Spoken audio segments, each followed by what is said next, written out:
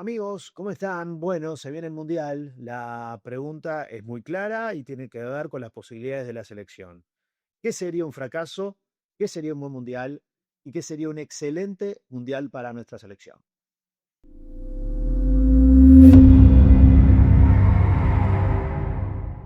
Para eso vamos a basarnos en 5 claves, 5 puntos que me parece que con eso podemos ir viendo un análisis después, una visión global y tener un puntaje, porque con esas claves vamos a tener una puntuación del 1 al 5 y después un puntaje final y después de ese puntaje final vamos a estar viendo qué sería, en mi caso, un fracaso para Uruguay, un buen mundial y un excelente mundial. La primera clave, el primer punto a analizar tiene que ver con el funcionamiento colectivo. Cuando hablamos de funcionamiento colectivo, es muy difícil establecerlo en términos, en palabras, ajustarlo a eso. Lo que estamos hablando es prácticamente una visión global de la selección hasta el momento. Quizás en todas las claves vamos a basarnos en los últimos meses, en el último semestre sobre todo, porque la idea es ver cómo llega ahora, no importa cómo estábamos antes, sino cómo estamos ahora, antes de comenzar la Copa del Mundo. Pero en el caso del funcionamiento es importante ver la gráfica que van a estar observando a continuación, donde claramente hay un momento muy bueno de la selección, que es en el inicio, cuando asume Marcelo Bielsa, cuando se da el comienzo de las eliminatorias, cuando tenemos además esos 2 triunfos muy valiosos contra Argentina y contra Brasil. Después empieza la bajada, ¿no? Año 2024, se viene la Copa América, ahí empiezan las dudas, ¿no? Pasamos de la ilusión, como puse ahí en la gráfica, que generó ese comienzo, a las dudas, a esos resultados que empezaron a no darse, a un funcionamiento que empezó a caer y que tiene el pico más bajo, ¿no? Yo creo que cuando tocamos fondo, esa derrota tremenda contra Estados Unidos 5-1 y que generó en todo lo que ya conocemos. Pero fue en cuanto a funcionamiento, después de una seguidilla de varios partidos sin ganar, de no convertir goles, bueno, esa derrota fue como el haber tocado fondo y después se da ya sobre este año 2026, en el comienzo, la posibilidad de jugar algunos partidos amistosos, donde yo creo que el equipo, por eso marco en la gráfica, es apenas levanta algo su funcionamiento, su rendimiento, y es como lo veo en este momento llegando al Mundial. Por eso la valoración que le voy a dar de 0 al 5 es de 2 estrellas, de 2 puntos, ¿no? Yo creo que no estamos todavía en un nivel aceptable, estamos ahí, tampoco evidentemente estamos en un pésimo momento, pero por eso es un 2, ¿no? No llega a ser aceptable, tampoco es espantoso, es un 2 en 5 para mí en funcionamiento colectivo, la primera clave de las 5 para estar analizando las posibilidades de Uruguay. Vamos después a ver la segunda clave, que tiene que ver con las principales figuras. Bueno, ahí cada cual va a tener evidentemente sus jugadores, quienes a su consideración son las principales figuras. Acá yo muestro 6 jugadores que yo considero que son los más importantes hoy en día, o quizás los más representativos. Estamos hablando de Federico Valverde. Ahí sí, me voy a centrar en este primer semestre del año 2026 para ver el porcentaje de minutos que jugaron, la cantidad de goles y el tema de las lesiones, que evidentemente es uno de los que más preocupa. Arrancamos por Federico Valverde, es el jugador que llega en plenitud, el mejor nivel, el que mejor está desde todo punto de vista, prácticamente el 90% de los minutos jugó, juega siempre, 5 goles, no ha tenido lesiones, llega impecable. Por ese lado no hay ningún tipo de inconveniente. Después otro de los jugadores es Rodrigo Bentancur, está claro, ahí ya se acerca al 70% de los minutos, recuerden que tuvo una lesión que convirtió un gol, pero se puede decir que si bien no llega en su mejor nivel, llega en un nivel aceptable. Está bien como llega Rodrigo Bentancur, que es otra de las figuras fundamentales de los puntos claves del equipo.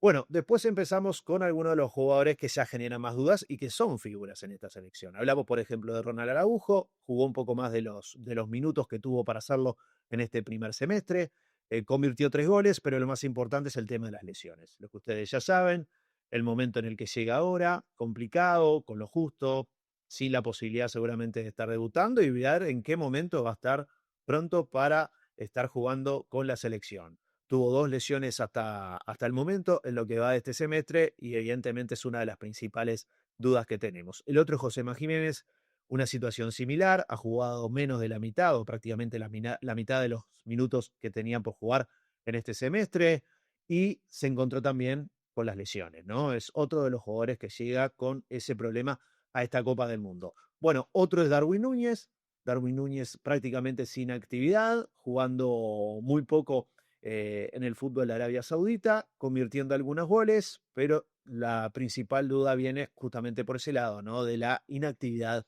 que trae el delantero de nuestra selección. Y Georgian de Arrascaeta, que también pasa por una situación similar. Si bien ha jugado muchísimos minutos, más del 70% de los minutos en el Flamengo, está claro que la lesión que tuvo en este último mes, primero en el hombro y por último la lesión muscular, es la que lo deja ahí, complicado para arrancar el Mundial, seguramente sin estar en el primer partido y viendo en qué momento sí Marcelo Bielsa va a volver a poder contar con él. Por lo tanto, las principales figuras, si tengo que dar una valoración, yo le doy 3 en 5, 3 estrellas, fundamentalmente por Valverde. Si fuese por Valverde, le daría 5 en 5.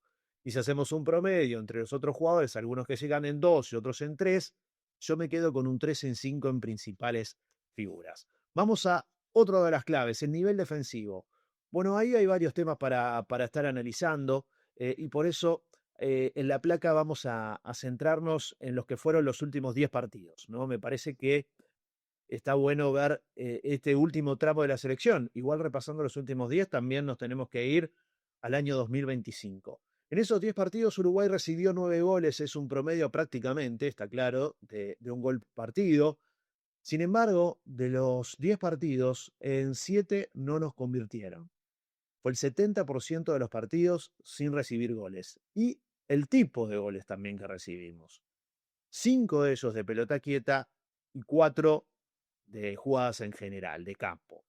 Ha sido uno de los temas preocupantes, está claro, de nuestra selección. La cantidad de goles recibidos de pelota quieta es un punto a tener en cuenta, a mejorarlo en esta Copa del Mundo, si no, no la vamos a pasar bien, eso está clarísimo. Y después en cuanto al funcionamiento defensivo, yo creo que ha sido bueno de Uruguay, no lo he visto malo el nivel defensivo de nuestra selección. Por supuesto que hay que ver, sobre todo el aspecto sanitario, y ver de qué manera llega Ronald Araujo y Josema Jiménez.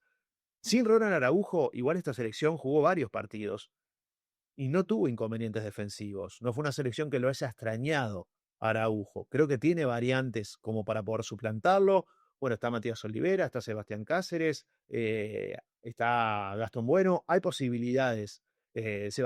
Santiago Bueno, perdón. Hay posibilidades como para poder reemplazarlo. No va por ahí el tema del nivel defensivo. Por eso yo creo que en líneas generales es una zona donde Uruguay viene aceptablemente. Por eso le voy a dar un puntaje de 3 en 5 a nuestra selección para lo que tiene que ver con el nivel defensivo pensando en la Copa del Mundo. 3 en 5, entonces el nivel defensivo para Uruguay.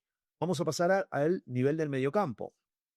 Bueno, el nivel del mediocampo está claro que tiene que ver con algunos aspectos que ahí se los estoy mostrando en la placa también. Uno de los temas es la ubicación de Federico Valverde. Dependiendo muchas veces dónde lo ubica Marcelo Bielsa, es su funcionamiento y su rendimiento. Muchas veces ubicado más sobre el carril central, a veces ubicado más sobre la derecha, Bielsa ya lo ha dicho, él lo considera un jugador que perfectamente puede ocupar los 3 lugares en esa banda por la derecha. Hay una frase que está ahí en el centro que la dijo el entrenador en una de sus conferencias de prensa, dice atacar mucho y luego recuperarla con la ilusión de volver a atacar. Es un claro mensaje de lo que pretende y su modelo de juego. La idea es ser un equipo ofensivo, la idea es atacar, pero para volver a atacar tenemos que recuperarla y para recuperarla necesitamos presionar y por lo general hacer una presión alta y ser un equipo que permanentemente tenga esos esfuerzos para ir en busca de la pelota. Y eso a veces ha funcionado y a veces no. Tenemos una ausencia importante que es la de Rascaeta, por eso ahí yo ponía a Nicolás de la Cruz, quien se supone es el futbolista que más se acerca en características a lo que puede ser Georgian de Rascaeta.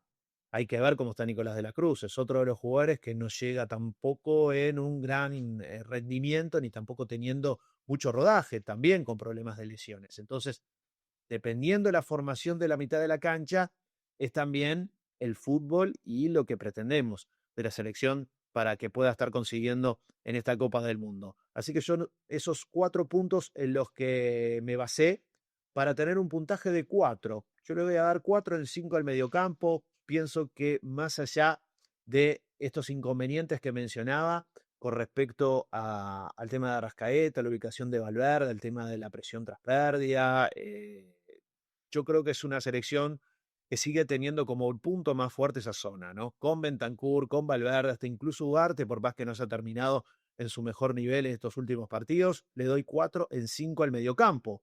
Y nos queda lo último, que es el nivel ofensivo. ¿Cómo atacamos? Y acá, bueno, me voy a basar exclusivamente, más allá de aspectos técnico-tácticos, en el tema de los goles. Y también en este último tiempo, en lo que tiene que ver con el último semestre y en los últimos 10 partidos de la selección. En cuanto a nivel individual, ahí están los números de todos los delanteros, extremos y centrodelanteros. Los centrodelanteros son 3, ya lo saben, Federico Viñas. Ahí están los números, jugó 18 partidos, hizo 6 goles, es el que siga mejor, eso está claro. Rodrigo Aguirre jugó 19 partidos, hizo 3 goles. Y Darwin Núñez es el que más nos preocupa, porque al ser el jugador más destacado, el que tiene las características más sobresalientes en ese sector de la cancha, es el que llega con menos rodaje. 5 partidos jugados y apenas 2 goles. Entonces, ahí están las dudas en cuanto al centro delantero. Después los extremos, viene jugando Agustín Canovio, también Brian Rodríguez, ni que hablar Maxi Araujo, el que menos ha jugado es Facundo Pelistri. En cuanto a goles, el que más ha convertido es Agustín Canovio y habrá que ver el tema de el juego que se les pueda dar a estos jugadores, ¿no? Ha sido también otro de los problemas que ha tenido la selección, cómo la pelota llega hacia los costados, a los extremos, y a partir de ahí de qué manera podemos estar generando peligro para los centrodelanteros. Es el punto más flojo que tiene nuestra selección. Yo el puntaje que le voy a dar es 2 en 5 para Uruguay.